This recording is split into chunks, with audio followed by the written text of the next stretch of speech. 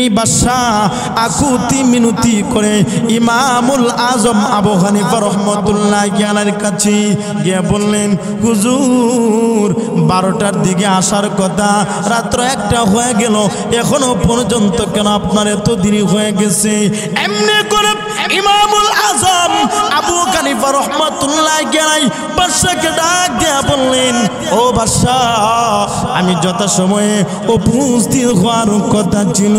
ওগো বাদশাহ, আমি যখন আমার বাসা থেকে যখন আপনার দরবারে আসব, মাঝখানে একটা তজলা নদীর ওই পানির ভিতরে আমি বসবাস করি।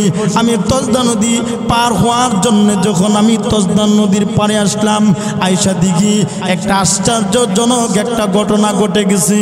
আমার জীবনে কোনো দিন এই আশ্চর্য ধরনের ঘটনা আমি কোনো দিন শুনি নাই।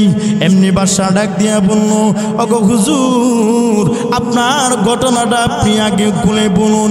আমার ভাইরা এমনি করে ইমামুল আজম আবু হানিফা রাহমাতুল্লাহি আলাইহি তিনি এবার ডাক দিয়ে বলল, ওগো বাদশা, আমি যখন তজলা নদী পার হওয়ার জন্য চলে আসলাম, তজলা নদী পার হওয়ার জন্য যখন নদীর পাড়ে আসলাম, আয়েশা দেখি অন্ধকার রাত, যে রাতের ভিতরে কোনো মানুষ নাই, যেখানের ভিতরে কোনো পার হওয়ার মতো কোনো নৌকাও নাই, যেখানে কোনো মাঝিও নাই, কেমনে পার হব? আমি পেরেশানির ভিতরে পড়ে গেলাম। এমনি তাকায় দেখি আল্লাহর কি কুদরত, নদীর মাঝখান থেকে একটা সাজকৃত তক্তা বেশি বেশি, একটার পর একটা তক্তা বেশি বেশি আসতেছি, এবং কিছু লোহা নদীর উপর দিয়ে বেশি বেশি আসতেছি। আমি তাকায় দেখলাম ধীরে ধীরে একটা নৌকা তৈরি হয়ে গেল, আবার আলকাতরা এসে আবার নৌকার সঙ্গে লেগে গেল। কোনো মানুষ নাই, কোনো বানানোওয়ালা কেউ নাই, কিন্তু এমন নৌকা চালানোওয়ালা কেউ নাই। কিন্তু নৌকা ধীরে ধীরে যখন আমার কাছে আসলো, আমি এবার নৌকার উপর উঠে যখন আমি চুপচাপ বেশ রইলাম, এমনি তাকায় দেখি নদীর মাঝখান দিয়ে নৌকা চলতে শুরু করেছে। নৌকা এমন ভাবে চলতে শুরু করেছে, চালানোওয়ালা কেউ নাই, কিন্তু নৌকা তার গতিতে চলতে শুরু করেছে। আমার ভাইয়েরা, যে মুহূর্তে তজলা নদীর ওই পার থেকে যখন এই পার যখন নদী আমাকে পার করে দিল, নৌকা দিয়ে পার হয়ে গেলাম, আমি নদীর কিনারায় যখন নেমে গেলাম, এমনি তাকায় দেখি নৌকা আবার ধীরে ধীরে নদীর মাঝখানে চলে গেল, কেউ নাই। কেমনে রে নৌকাটা চললো? আমি আশ্চর্য হয়ে গেলাম। একটু পরে তাকায় দেখি নৌকাটা ধীরে ধীরে পানির নিচে ডুবে গিয়েছে। আমি পেরেশানিদের ভিতরে পড়ে গেলাম। যেই নৌকা চালালেও না কেউ নাই, নৌকা বানালেও না কেউ নাই, কিন্তু এরপরে আমি আশ্চর্য হয়ে গেলাম, টেনশনের ভিতরে পড়ে গেলাম, কেমনে এটা নৌকাটা হয়ে গেল, আবার নৌকা চলতে লাগলো। এই কারণে আমার ভাবতে ভাবতে আমার সময় হয়ে গেছে। এমনি করে নাস্তিক আমার দ্বারা ডাক দিয়ে বলে, ইমাম সাহেব, আমি মনে করেছিলাম আপনি একজন জ্ঞানী গুণী মানুষ, আমি মনে করেছি আপনি বড় একজন আলেম হবেন। ওগো হুজুর, আপনি যে দেখা যায় ছোট ছোট বাচ্চাদের মতো কথা বলেন, গল্পের মতো কথা বলেন। একটা নৌকা আলহামদুলিল্লাহ সুম্মা আলহামদুলিল্লাহ, আল্লাহ তাআলার দরবারে অসংখ্য অগণিত শুকর ও সুজুদ যে আল্লাহ রাব্বুল আলামিন আমাকে আপনাকে কনকনে শীতের মৌসুমে প্রচণ্ড ঠান্ডার ভিতরে আল্লাহ তাআলা দিনে একটি মজলিসে অংশগ্রহণ করার তৌফিক দান করেছেন, জান্নাতি পরিবেশে বসার তৌফিক দান করেছেন। এই জন্য আমরা প্রত্যেকেই অন্তরের অন্তঃস্থল থেকে শুকর আদায় করি, আলহামদুলিল্লাহ। মুহতারাম হাজরিন, আল্লাহ তাআলা আমাদেরকে এই কনকনে শীতের মৌসুমেও আল্লাহ রাব্বুল আলামিন আমাদের সকলকে, বিভিন্ন মায়ের বিভিন্ন সন্তানকে বিভিন্ন এলাকা থেকে আমাদেরকে একত্রিত করে দিনে একটি মজলিসে অংশগ্রহণ করার তৌফিক দিয়েছেন। এর জন্য আবারও কালিমাতে শুকর আদায় করি, আলহামদুলিল্লাহ আলহামদুলিল্লাহ। মুহতারাম হাজরিন, এই আসমান জমিন, পাহাড় পর্বত, লৌহ কলম, খাল বিল নদী নালা গাছপালা তরুলতা সহ যা কিছু দুনিয়াতে আল্লাহ তাআলা সৃষ্টি করেছেন সব হইল মাখলুক, আর যিনি সৃষ্টি করেছেন তিনি হলেন খালেক। আমরা প্রত্যেকে সৃষ্টিজীব, আমরা প্রত্যেকে সৃষ্টিজীব। আল্লাহ তাআলা আমাদের প্রত্যেককেই, আল্লাহ রাব্বুল আলামিন আমাদেরকে সৃষ্টি করেছেন। আল্লাহ তাআলা হলেন এমন একজন সত্তা যার শুরুও নাই শেষও নাই। কাউকে কাউকে আল্লাহ তাআলাকে কেউই আল্লাহ তাআলাকে জন্ম দেন নাই, তিনিও কাউকে জন্ম দেন নাই। সুতরাং আল্লাহ তাআলা হচ্ছেন এমন একজন সত্তা যিনি ব্যতীত আর কোনো ইলা নেই। আল্লাহ 30 পারা কোরআনে, 30 পারা কোরআনের ভিতরে 114 খানার 114টা সূরার একটা ছোট্ট একটা সূরা, যেটা আল্লাহর শান মানের ক্ষেত্রে আল্লাহ নাজিল করেছেন, যেই সূরার নাম হচ্ছে সূরাতুল ইখলাস। এই সূরার ভিতরে শুধু, এই সূরার ভিতরে শুধু আল্লাহ তাআলার গুণাবলীর কথাই আল্লাহ আলোচনা করেছেন। পৃথিবীতে যা আছে সব হইল ধ্বংসশীল, একমাত্র ধ্বংস হবে না আল্লাহ। আল্লাহ ব্যতীত যা আছে, কুল্লু মান আলাইহা ফান ওয়া ইয়াবকা ওয়াজহু রাব্বিকা যুল জালালি ওয়াল ইকরাম। আল্লাহ ব্যতীত যা আছে সব একদিন খানখান হয়ে যাবে, কোনো কিছুই সেই দিন থাকবে না। একমাত্র আল্লাহ তাআলা থাকবেন, যার কখনো মরণ হবে না। পৃথিবীতে কত মানুষ বসবাস করে, কত মানুষ বসবাস করতেছে, কত নাস্তিক মুরতাদ আল্লাহকে বিশ্বাস করে না, কত নাস্তিক আল্লাহকে বিশ্বাস করে না, নবীকে বিশ্বাস করে না, কত আল্লাহর নাফরমান আল্লাহ তাআলার গুণগান গাইতে তারা রাজি না, আল্লাহর দেওয়া নিয়ামত ভক্ষণ করতে রাজি, কিন্তু আল্লাহর কুদরতি কদমে সেজদা করতে রাজি না, সেজদা করতে রাজি না। হযরতে ইমামুল আজম আবু হানিফা রাহমাতুল্লাহি আলাইহির জামানায় বাদশা খলিফা মাহদির জামানায় একবার এক নাস্তিক আয়েশা রাজদরবার আয়েশা মুসলমানের বিরুদ্ধে একটা চ্যালেঞ্জ ছুড়ে দিয়েছে যে আল্লাহ বলতে কিছু নাই, দুনিয়াতে যা আছে তা সব এমনি এমনিতে হইছে, আবার এমনি এমনি ধ্বংস হয়ে যাবে, আল্লাহ বলতে কিছু নাই। আমার বারাব এমনি খলিফা যে মুহূর্তে দেখলো মুসলমানদের বিরুদ্ধে নাস্তিক একটা চ্যালেঞ্জ ছুড়ে দিয়েছে, আল্লাহ বলতে কিছু নাই, আসমান জমিন গুলো এমনিতে সৃষ্টি হয়েছে, সবগুলো এমনিতেই ধ্বংস হয়ে যাবে, এমনিতে অবস্থায়। এবার যে মুহূর্তে নাস্তিক যখন চ্যালেঞ্জ ছুড়ে দিয়েছে, তার মোকাবেলা কে করবে? এই সুযোগে খলিফা, এবার তৎকালীন যুগে সবচেয়ে বড় ইমামুল আজম আবু হানিফা রাহমাতুল্লাহি আলাইহি, এবার বাদশাহ ইমাম আবু হানিফা রাহমাতুল্লাহি আলাইহির কাছে দূত পাঠায়া দিলেন, গিয়া বলো বাদশাহ রাজ দরবারে একজন নাস্তিক আল্লাহকে অস্বীকার করেছে, চ্যালেঞ্জ ছুড়ে দিয়েছে, তার বিরুদ্ধে মুসলমান কেউ যেন দাঁড়ায় যায়।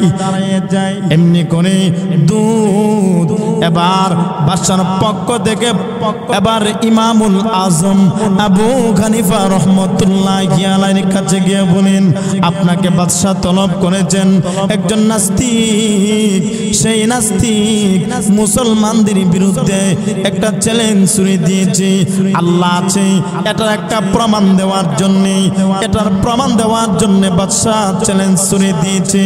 এবার ওই নাস্তিক সে বলতে শুরু করেছে, নাস্তিক বলতে শুরু করেছে, আল্লাহ টাল্লাহ বলতে কিছু নাই, আল্লাহ বলতে কিছু নাই, জমিন আসমান যা কিছু আছে, মানুষের জন্ম মরণ সব এমনিতে হয়, আবার এমনিতে তারা ধ্বংস হয়ে যাবে। এই কথা বলার পরে ইমামুল আজম আবু হানিফা রাহমাতুল্লাহি আলাইহি এবার দূতকে পাঠায়া বলেন, যাও আমি আসতেছি, যথাসময়ে আমি উপস্থিত হয়ে যাব। এই দিক দিয়া বাদশার দরবারে যখন এবার মানুষ যখন বসে গেল, বিভিন্ন এমপি মন্ত্রীরা সহ বিভিন্ন রাজার দায়িত্বশীলরা সহ তারা যখন বসে গেল, এই দিক দিয়া ইমামুল আজম আবু হানিফা আসবে, ইমাম সাহেব আসবে, আয়েশা নাস্তিকের বিরুদ্ধে যখন কথা বলবে, নাস্তিকের চ্যালেঞ্জের বিরুদ্ধে কথা বলতে শুরু করবে। এই দিক দিয়া 12টা বাজে আসার কথা, এই দিক দিয়া রাত 1টা হয়ে গেছে, এখনো পর্যন্ত ইমামুল আজম আবু হানিফা রাহমাতুল্লাহি আলাইহি তিনি বাদশার দরবারে গেলেন না। এই দিক দিয়া বাদশা বড় পেরেশান হয়ে গেল, উপস্থিত সমস্ত মানুষেরা বড় পেরেশান হয়ে গেছে। ইমাম সাহেব 12টার দিকে আসার কথা, কিন্তু রাত্র 1টা হয়ে গেছে, এখনো পর্যন্ত ইমাম সাহেব আসলো না। ইমাম সাহেব কথা দিয়ে কথা রাখলো না। এই দিক দিয়ে নাস্তিক বড় বাহাদুরি করতে শুরু করেছে। নাস্তিক এবার নিজেকে বিজয়ী মনে করতেছে, বাহাদুরি করতে শুরু করেছে। এই দিক দিয়া রাত্র যখন 1টা হয়ে গেল, এমনি তাকায় দেখি বাদশাহ রাজপ্রাসাদের ভিতরে ইমামুল আজম আবু হানিফা রাহমাতুল্লাহি আলাইহি প্রবেশ করেছেন। সুবহানাল্লাহ কইতেন, আরো জোরে বলেন আমার ভাইরা। এমনি বাদশাহ আকুতি মিনতি করে ইমামুল আজম আবু হানিফা রাহমাতুল্লাহি আলাইহির কাছে গিয়ে বললেন, হুজুর 12টার দিকে আসার কথা, রাত্র 1টা হয়ে গেল, এখনো পর্যন্ত কেন আপনার এত দেরি হয়ে গেছে? এমনি করে ইমামুল আজম আবু হানিফা রাহমাতুল্লাহি আলাইহি বাদশাকে ডাক দিয়ে বললেন, ও বাদশাহ, আমি যথাসময়ে উপস্থিত হওয়ার কথা ছিল। ও গো বাদশাহ, আমি যখন আমার বাসা থেকে যখন আপনার দরবারে আসব, মাঝখানে একটা তজলা নদী, তজলা নদীর ওই পানির ভিতরে আমি বসবাস করি। আমি তজলা নদী পার হওয়ার জন্য যখন আমি তজলা নদীর পাড়ে আসলাম, আয়েশা দিঘি একটা আশ্চর্যজনক একটা ঘটনা ঘটে গেছে। আমার জীবনে কোনো দিন এই আশ্চর্য ধরনের ঘটনা আমি কোনো দিন শুনি নাই। এমনি বাদশা ডাক দিয়া বলল, ওগো হুজুর, আপনার ঘটনাটা আপনি আগে খুলে বলুন। আমার বাইরে এমনি করে ইমামুল আজম আবু হানিফা রাহমাতুল্লাহি আলাইহি তিনি এবার ডাক দিয়ে বলল, ওগো বাদশাহ, আমি যখন তজলা নদী পার হওয়ার জন্য চলে আসলাম, তজলা নদী পার হওয়ার জন্য যখন নদীর পাড়ে আসলাম, আয়েশা দেখি অন্ধকার রাত, যে রাতের ভিতরে কোনো মানুষ নাই, যেখানের ভিতরে কোনো পার হওয়ার মতো কোনো নৌকাও নাই, যেখানে কোনো মাঝিও নাই, কেমনে পার হব? আমি পেরেশানির ভিতরে পড়ে গেলাম। এমনি তাকায় দেখি আল্লাহর কি কুদরত, নদীর মাঝখান থেকে একটা সাজকৃত তক্তা বেশি বেশি, একটার পর একটা তক্তা বেশি বেশি আসতেছি, এবং কিছু লোহা নদীর উপর দিয়ে বেশি বেশি আসতেছি। আমি তাকায় দেখলাম ধীরে ধীরে একটা নৌকা তৈরি হয়ে গেল, আবার আলকাতরা এসে আবার নৌকার সঙ্গে লেগে গেল। কোনো মানুষ নাই, কোনো বানানোওয়ালা কেউ নাই, কিন্তু এমন নৌকা চালানোওয়ালা কেউ নাই। কিন্তু নৌকা ধীরে ধীরে যখন আমার কাছে আসলো, আমি এবার নৌকার উপর উঠে যখন আমি চুপচাপ বসে রইলাম, এমনি তাকে দেখি নদীর মাঝখান দিয়ে নৌকা চলতে শুরু করেছে। নৌকা এমন ভাবে চলতে শুরু করেছে, চালানেওয়ালা কেউ নাই, কিন্তু নৌকা তার গতিতে চলতে শুরু করেছে। আমার ভাইয়েরা, যে মুহূর্তে তসদা নদীর ওই পার থেকে যখন এই পার যখন নদী আমাকে পার করে দিল, নৌকা দিয়ে পার হয়ে গেলাম, আমি নদীর কিনারায় যখন নেমে গেলাম, এমনি তাকায় দেখি নৌকা আবার ধীরে ধীরে নদীর মাঝখানে চলে গেল, কেউ নাই। কেমনে রে নৌকাটা চললো? আমি আশ্চর্য হয়ে গেলাম। একটু পরে তাকায় দেখি নৌকাটা ধীরে ধীরে পানির নিচে ডুবে গিয়েছে। আমি পেরেশানিদের ভিতরে পড়ে গেলাম। যেই নৌকা চালালেও না কেউ নাই, নৌকা বানালেও না কেউ নাই, কিন্তু এরপরে আমি আশ্চর্য হয়ে গেলাম, টেনশনের ভিতরে পড়ে গেলাম, কেমনে এটা নৌকাটা হয়ে গেল। আবার নৌকা চলতে লাগলো। এই কারণে আমার ভাবতে ভাবতে আমার সময় হয়ে গেছে। এমনি করে নাস্তিক আমার ডানা ডাক দিয়ে বলে, ইমাম সাহেব, আমি মনে করেছিলাম আপনি একজন জ্ঞানী গুণী মানুষ, আমি মনে করেছি আপনি বড় একজন আলেম হবেন। ওগো হুজুর, আপনি যে দেখা যায় ছোট ছোট বাচ্চাদের মতো কথা বলেন, গল্পের মতো কথা বলেন। একটা নৌকা এমনিতেই গতে পারে না, তক্তা নদীর মাঝখান দিয়া আস্তে আস্তে কোনোদিন জোড়া লাগতে পারে না, কোনোদিন লোহা পানির উপর দিয়া বাসতে পারে না। ওগো বাদশা, ইমাম সাহেব তো ছোট ছোট বাচ্চাদের মতো কথা বলতেছি, এটা কেমনে সম্ভব? এটা কেমনে সম্ভব? একজন মিস্ত্রি ছাড়া নৌকাটা কেমনে তৈয়ার হবে? মাঝি ছাড়া নৌকাটা কেমনে চলবে? আমার ভাইয়েরা, এমনি করে ইমামুল আজম আবু হানিফা ডাক দিয়ে বলেন, আরে নাস্তিক, একটা নৌকা যদি তোর বিশ্বাস না হয়, একটা নৌকা যদি বানানেওয়ালা ব্যতীত যদি না বানাতে পারে, চালানেওয়ালা ব্যতীত যদি নৌকা চালাতে না পারে, এত বড় বিশাল আসমান আর বিশাল জমিন কেমনে তার গতিতে চলবে? এত বড় বিশাল আসমান, এত বড় বিশাল জমিন কেমনে রে তার নিজস্ব গতিতে চলবে? নিশ্চয়ই আসমান জমিন পরিচালনা করার জন্য একজন আছেন, যিনি আছেন তিনি হলেন আমার আল্লাহ। আমার ভাই, এই মুহূর্তে বাদশার দরবার থেকে নাস্তিক পরাজিত হয়ে চলে গেছে নাস্তিক পরাজিত হয়ে যা। কেন ভাই?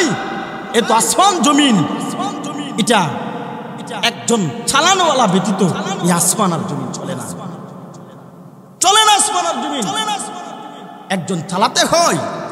এই জন্যই আল্লাহ বলে দিয়েছেন, আল্লাহ বলেন এক, আল্লাহ ব্যতীত আর কোনো ইলা নাই, আল্লাহ একজন। সুতরাং আল্লাহ তাআলার সাথে কাহারু শরীক পর্যন্ত নেই, শরীক পর্যন্ত। আমার বাইরা একটু গভীর মনোযোগ দিয়ে শুনুন, আল্লাহ রাব্বুল আলামিন এমন একজন আল্লাহ, আল্লাহ তার পরিচয় দিতে গিয়ে বলেন, আর রহমান, আমি গোলাম দয়াময় আল্লাহ, আমি গোলাম দয়াময় একজন রহমান। তুই আমারে চিনলি না রে? ওরে গোলাম, তুই আমারে চিনলি না? আমি আল্লাহ রাব্বুল আলামিন তোরে কেমনে সৃষ্টি করলাম? আসমান জমিন আমি আল্লাহ তোর জন্য সৃষ্টি করলাম। জমিন ও বান্দা তোর জন্য সৃষ্টি করলাম, আসমান তোর জন্য বান্দা সৃষ্টি করলাম।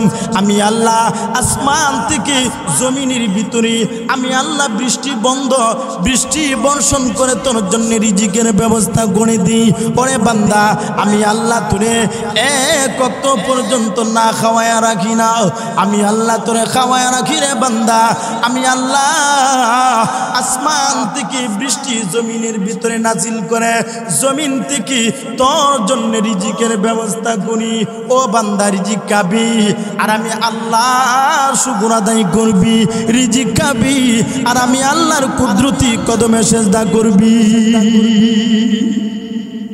আল্লাহ বলেন যে আমি আল্লাহ সব কিছু বান্দা তোর জন্য বানাইলাম, আর তুই আমি আল্লাহকে চিনলি না, তুই আমি আল্লাহকে চিনলি না। ও বান্দা, আমি দয়াময় আল্লাহ সব কিছু বান্দা তোর জন্য বানাইছি। বান্দা, আমি আল্লাহ তোরে বানাইছি, তুই আমার কুদরতি কদমে সেজদা করবি। আল্লাহ বলেন কুল হুয়াল্লাহু আহাদ, আল্লাহ হলেন এক, আল্লাহুস সামাদ, লাম ইয়ালিদ ওয়া লাম ইউলাদ ওয়া লাম ইয়াকুল লাহু কুফুয়ান আহাদ। আমার ভাইরা, আল্লাহ বলে দিয়েছেন নবীজি, আপনার উম্মতদেরকে আপনি জানায়া দিন আমি আল্লাহ গোলাম এক, আমি আল্লাহ কারো প্রতি কখনো মুখাপেক্ষী কিনা, আমি আল্লাহকে কেউ জন্ম দেই নাই, আমি আল্লাহ কাউকে জন্ম দিই নাই। ও মানুষ, আমি আল্লাহর সমকক্ষ পৃথিবীর কেউ নাই। আমার ভাইরা, পৃথিবীর জমিনের ভিতরে এই কথাই কিনার বিশ্বাস করতে হবে। ও মুমিন, ও গোলাম, তুমি এই কথা বিশ্বাস করতে হবে। আল্লাহ বলেন এক, আল্লাহ ব্যতীত আর কোনো মাবুদ নাই, আল্লাহ ব্যতীত আর কোনো মাবুদ পৃথিবীর জমিনের ভিতরে নাই। আল্লাহ বলেন এক, আল্লাহ নিজেই বলে দিয়েছেন আমি আল্লাহর সঙ্গে যদি কেউ সমকক্ষ থাকতো, আমি আল্লাহর শরীক দাদা যদি কেউ থাকতো, তাহলে কোন সময় কখনোই দুই আল্লাহ মারামারি লেগে আসমান জমিন সবগুলো ধ্বংস হয়ে যেত। আমি আল্লাহর ইচ্ছা কখন বৃষ্টি দিব, এটা আমি আল্লাহর ইচ্ছা, কখন জমিনের ভিতরে রোদ দিব সেটাও আমি আল্লাহর ইচ্ছা, কখন জমিনের ভিতরে আমি আল্লাহ কি দিব না দিব সব কিছু হলে আমি আল্লাহর ইচ্ছা। আমি আল্লাহকে কেউ কোনো কিছু বলার মতো ক্ষমতা নাই, আল্লাহকে কোনো কিছু বলার মতো কারো কি নাই, ক্ষমতা নাই। সুতরাং পৃথিবীর জমিনে যত নবী রাসূল পৃথিবীতে এসেছেন, এমন কোন নবী নাই, এমন কোন রাসূল নাই যে এক আল্লাহর দাওয়াত দেন নাই। সকলে এক আল্লাহর দাওয়াত দিয়েছেন, সবাই এক আল্লাহর দাওয়াত দিয়েছেন যে ইয়া কাউমি ইবুদুল্লাহ মা লাকুম মিন ইলাহিন গায়রু। সমস্ত নবী রাসূল দাওয়াত দিয়েছেন, হে কওমের লোকেরা বলো লা ইলাহা ইল্লাল্লাহ, আল্লাহ ব্যতীত আর কোনো মাবুদ নাই।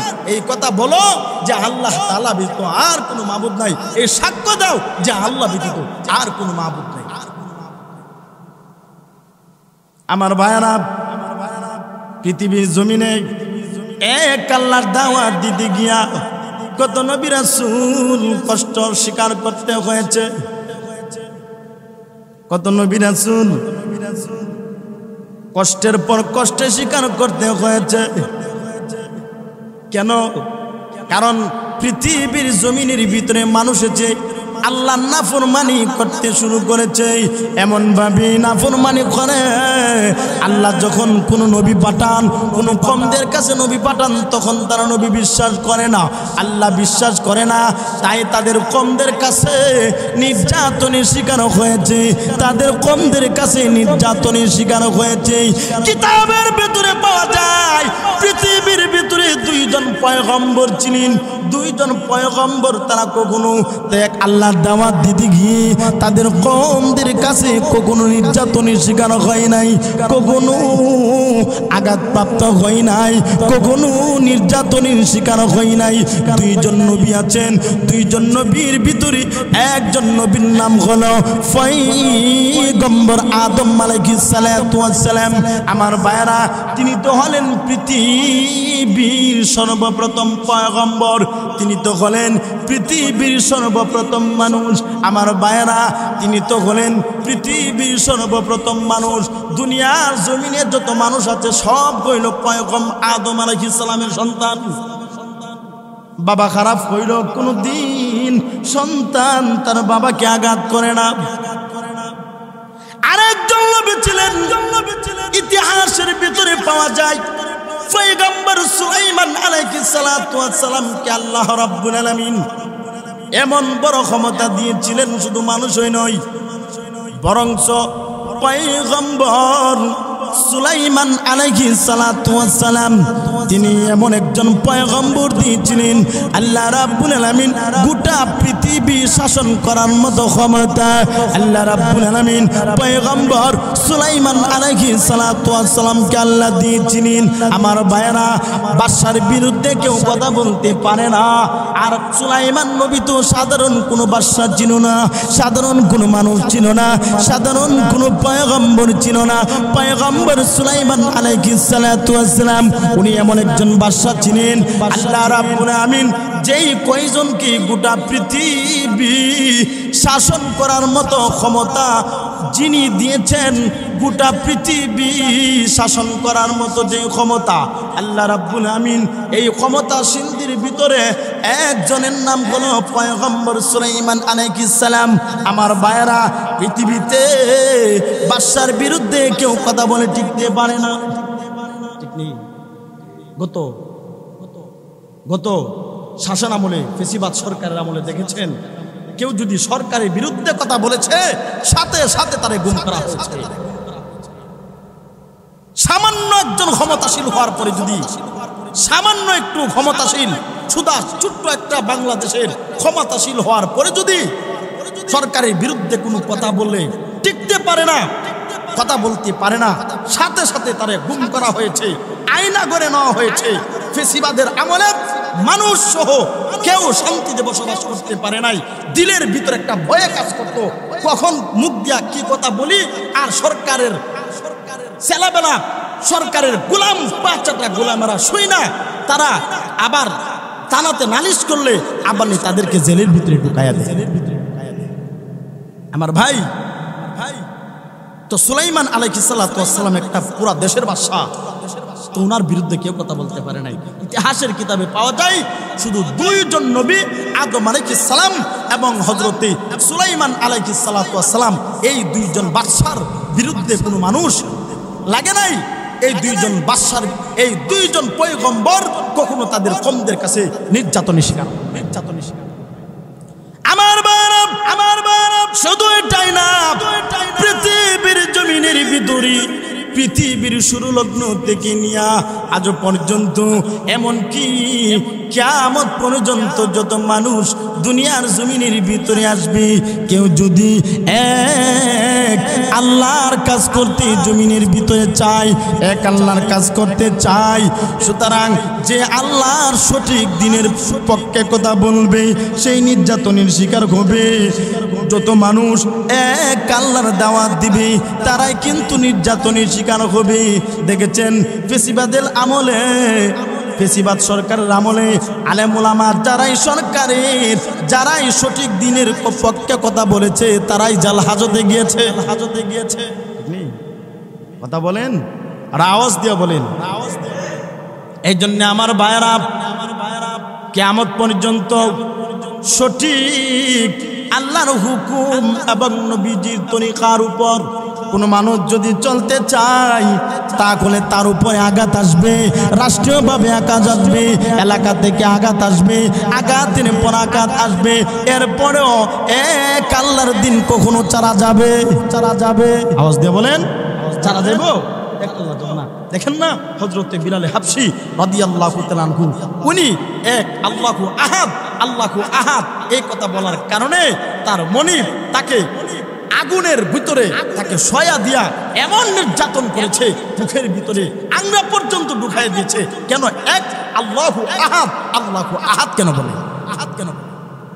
আমার ভাইয়েরা, আল্লাহ রাব্বুল আলামিন হযরতে বেলালে হাবশী রাদিয়াল্লাহু তাআলা আনহুকে আল্লাহ রাব্বুল আলামিন এমন মর্যাদা দিয়েছেন, এমন সম্মানিত করেছেন। হযরতে বেলাল রাদিয়াল্লাহু তাআলা আনহু উনি যদি আযান না দেয় রাত্রি শেষ হয় না। হযরতে বেলালে হাবশী রাদিয়াল্লাহু আনহু আযান না দিলে রাত্রি রয়ে থাকে। এমনকি আল্লাহর নবী রাহমাতুল লিল আলামিন একদিন সকালবেলা হযরতে বেলাল রাদিয়াল্লাহু তাআলা আনহুকে ডাক দিয়া বললেন, ওরে বেলাল, তুমি কি এমন এক আমল করেছো যে আমলের কারণে আমি নবী জান্নাতের ভিতরে তোমার পায়ের হাঁটার আওয়াজ আমি নবী শুনেছি? আর আওয়াজ দিয়া বলেন সুবহানাল্লাহ। জান্নাতের ভিতরে পায়ের আওয়াজ শোনা যায়।